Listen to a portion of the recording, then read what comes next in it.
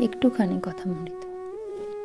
ঠাকুর বলিতেছেন, জীব চার থাক বলেছে, বদ্ধ, মুমুক্ষু, মুক্ত, নিত্য। সংসার জালের স্বরূপ, জীব যেন মাছ। ঈশ্বর, যার মায়া এই সংসার, তিনি জেলে। জেলের জালে যখন মাছ পড়ে, কতগুলো মাছ জাল ছিঁড়ে পালাবার অর্থাৎ মুক্ত হবার চেষ্টা করে। এদের মুমুক্ষু জীব বলা হয়। যারা পালাবার চেষ্টা করছে সকলেই পালাতে পারে না। দু চারটে মাছ ধোপাং শব্দ করে পালায়। তখন লোকেরা বলে, ওই মাছটা বড়, পালিয়ে গেল। এই দুই চারটা লোক মুক্ত জীব। কতগুলি মাছ স্বভাবত এত সাবধান যে কখনো জালে পড়ে না। নিত্যজীব কখনো সংসার জালে পড়ে না, কিন্তু অধিকাংশ মাছ জালে পড়ে। অথচ এ বোধ নাই যে জালে পড়েছে, মরতে হবে। জালে পড়েই জাল শুদ্ধ চোঁচা দৌড় মারে। একেবারে পাঁকে গিয়ে শরীর লুকোবার চেষ্টা করে।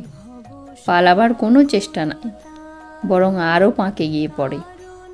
এরাই বদ্ধজীব। জালে এরা রয়েছে, কিন্তু মনে করে হেতায় বেশ আছি। বদ্ধজীব সংসারে অর্থাৎ কামিনী কাঞ্চনে আসক্ত হয়ে আছে। কলঙ্ক সাগরে মগ্ন, কিন্তু মনে করে বেশ আছি। যারা মুমুক্ষু বা মুক্ত, সংসার তাদের পাতকুয়া বোধ হয়, ভালো লাগে না। তাই কেউ কেউ জ্ঞান লাভের পর, ভগবান লাভের পর শরীর ত্যাগ করে। কিন্তু সেরকম শরীর ত্যাগ অনেক দূরের কথা। বদ্ধ জীবের, সংসারী জীবের কোনো মতে হুঁশ আর হয় না। এত দুঃখ, এত দাগা পায়, এত বিপদে পড়ে, তবুও চৈতন্য হয় না। উট কাঁটা ঘাস খেতে বড় ভালোবাসে, কিন্তু যত খায় মুখ দিয়ে রক্ত দরদর করে পড়ে, তবুও সেই কাঁটা ঘাসই খাবে, ছাড়বে না। সংসারী লোক এত শোকতাপ পায়, তবু কিছুদিনের পর যেমন তেমনি। স্ত্রী মরে গেল কি অসতী হলো, তবু আবার বিয়ে করবে। ছেলে মরে গেল, কত শোক পেল, কিছুদিন পরেই সব ভুলে গেল। সেই ছেলের মা যে শোকে অধীর হয়েছিল, আবার কিছুদিন পরে চুল বাঁধল, গয়না পরল। এরকম লোক মেয়ের বিয়েতে সর্বশান্ত হয়। আবার বছরে বছরে তাদের মেয়ে ছেলেও হয়। মোকদ্দমা করে সর্বশান্ত হয়, আবার মোকদ্দমা করে।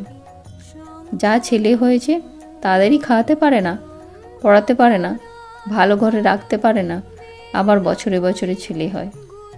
আবার কখনো কখনো যেন সাপে ছুঁচো গেলা হয়, গিলতেও পারে না, আবার উগড়াতেও পারে না। বদ্ধ জীব হয়তো বুঝেছে যে সংসারে কিছুই সার নাই, আমরার কেবল আঁটি আর চামড়া, তবুও ছাড়তে পারে না। তবুও ঈশ্বরের দিকে মন দিতে পারে না। একজন লোককে দেখি 50 বছর বয়স, দেখি তাস খেলছে, যেন ঈশ্বরের নাম করবার সময় হয় নাই। বদ্ধজীবের আরও একটি লক্ষণ, তাকে যদি সংসার থেকে সরিয়ে ভালো জায়গায় রাখা যায়, তাহলে হেদিয়ে হেদিয়ে মারা যাবে। বিষ্ঠার পোকা বিষ্ঠাতেই বেশ আনন্দ, ওইতেই বেশ হৃষ্টপুষ্ট হয়। যদি সেই পোকাকে ভাতের হাঁড়িতে রাখো, মরে যাবে।